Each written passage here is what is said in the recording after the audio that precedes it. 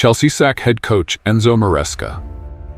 Welcome to Beyond the Headlines. Without delay, please subscribe and ring that notification bell for more videos like this. Enzo Maresca arrived at Chelsea as a symbol of modern football thinking.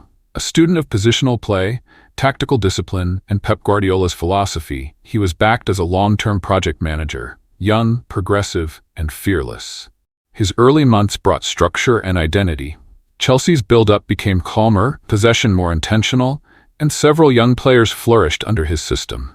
Results in cup competitions hinted at progress, and early silverware fueled optimism that the rebuild was finally on track. But cracks soon appeared.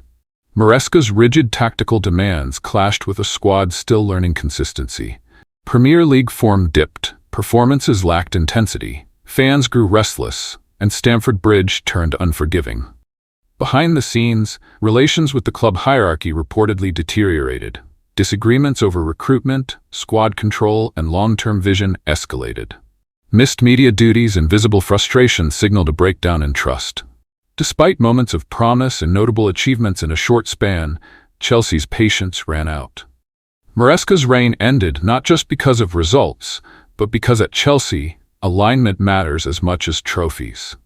His time will be remembered as a bold experiment, briefly successful, tactically ambitious, and ultimately consumed by chaos. Enzo Maresca gone, sacked just months after lifting trophies in one of Chelsea's fastest managerial breakdowns in recent memory. Now the questions ignite football Europe. Was Maresca betrayed or out of depth? Does the board even have a plan? And who walks into the chaos next? Xavi bringing ideology, Mourinho bringing fire, or club legend John Terry bringing identity? At Chelsea, the drama never sleeps. And this meltdown may only be the beginning. Thanks for watching. Please subscribe and ring that notification bell for more trending videos.